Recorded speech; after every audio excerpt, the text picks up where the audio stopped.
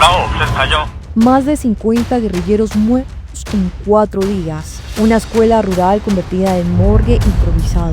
Cadáveres atrapados en artefactos explosivos y un cabecilla clave que cayó en combate mientras otro de los hombres más buscados de Colombia escapó apenas herido. Esto ocurrió en Guaviare entre el 24 y 26 de mayo de 2026. Era el mediodía del 24 de mayo cuando más de 250 combatientes bajo órdenes de Iván Mordisco se movilizaron en silencio hacia la vereda La Siberia. Su objetivo, sorprender al campamento del Frente Isaías Carvajal, el grupo de alias Calarcá. Pero algo salió mal. Calarcá asegura que 100 de sus hombres resistieron y que el enemigo sufrió 50 bajas, mientras el propio grupo perdió solo 2 integrantes. Lo que encontraron los sobrevivientes adentro de la escuela La Siberia no tiene nombre: charcos de sangre. Ya, verga, cuidado arriba. Cuidado arriba. Cuidado arriba, ya se cuidado arriba. Instrumental quirúrgico disperso en el piso y más de 14 cuerpos apilados como trofeo.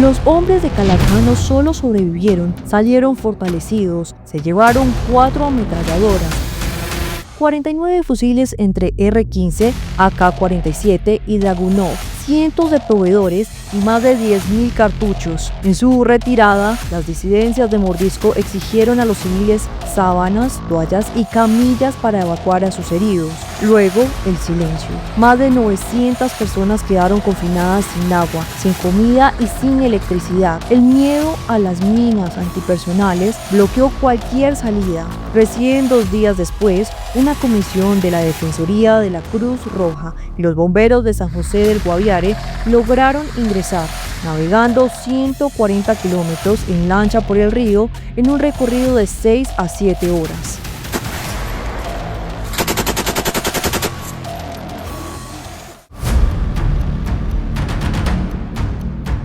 Entre los muertos hay un nombre clave que las fuentes militares confirman: alias Primo Negro, también conocido como Domingo Biojó. Tenía aproximadamente 38 años y un tatuaje en el hombro derecho. Ingresó a las disidencias en 2017 como guerrillero raso. En 2024 era jefe de finanzas del Frente Antonio Ricaurte. En 2025 segundo cabecilla y en 2026 ya era el mando principal luego de que otros desertaran. Su carrera incluye hostigamiento contra la fuerza pública, reclutamiento forzado y audios intimidatorios en Caquetá y Putumayo. Para las fuerzas militares, su muerte no es un número más, es la pérdida de un cuadro con 8 años de experiencia, capacidad de reorganizar y control disciplinario. Difícil de reemplazar, también resultó herido alias Pescado. Reciban un fraterno y revolucionario saludo al pueblo araucano, a los ganaderos, agricultores, comerciantes, empresarios. Otro hombre de confianza de Mordisco, quien ya había sobrevivido a un bombardeo militar en marzo de este año.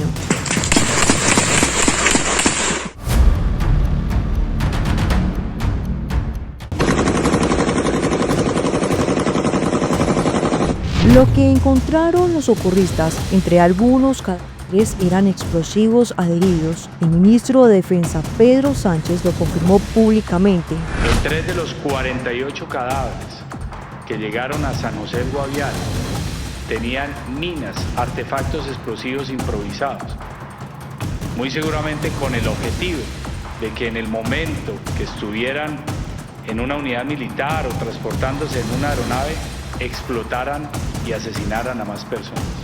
La intención era clara, que cuando la fuerza pública abordara los cuerpos en una aeronave o vehículo, detonaran. 48 cuerpos fueron recuperados en total por una colisión sin precedentes. Bomberos, la MAP-OEA, la misión de verificación de la ONU, el CICR, la Gobernación y la Alcaldía de San José del Guaviare. La comunidad también participó. La Defensoría lo reconoció, pero advirtió que ningún civil debería verse expuesto a eso. temor, en el miedo, en la zozobra por toda, digamos, esta situación que generó este enfrentamiento entre estas dos estructuras, no solamente por el sonido de las balas, sino también el ver los muertos, ver personas heridas que también solicitaban apoyo, ayuda. Pues ellos hicieron la respectiva comunicación y hicieron la recolección de los cuerpos. Estaban en distintos puntos, la comunidad los ubicó en una vereda que se llama Siberia, y desde ahí se hizo un traslado vía terrestre hasta el puerto de la vereda Barranco Colorado. Es una zona rural aproximadamente a más de 100 kilómetros de San José, la capital, y desde Barranco Colorado se hizo el traslado en voladoras hasta San José, la capital.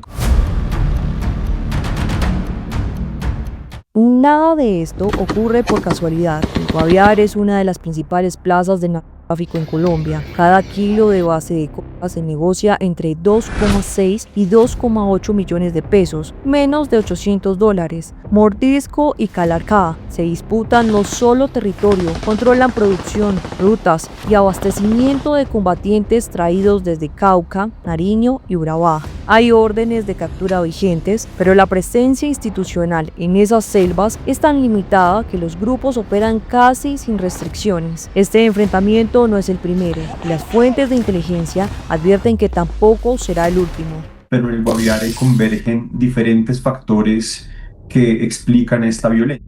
Digamos, por un lado, por supuesto, está una economía cocalera, que sin embargo no alcanza a ser el 5% de la totalidad, por ejemplo, de los cultivos que hay en el país, que son más de 250.000 hectáreas, pero está toda la lógica del acaparamiento de tierras, de la deforestación, de un nuevo hato ganadero que se está expandiendo hacia la serranía del Chiviriquete y que genera toda una economía y unas rentas, principalmente también derivadas de la extorsión de estas economías, que es lo que principalmente se están disputando estos dos grupos. El Guaviare es una zona que además conecta la Amazonía colombiana, es decir, los departamentos de El Vaupés, Amazonas, Putumayo, entre otros, con los llanos del Meta y las sabanas del Yarí, que también son muy importantes para estos grupos. Más de 50 disidentes ejecutados, un comandante eliminado, un hombre de confianza herido, una guerra que dejó de ser silenciosa.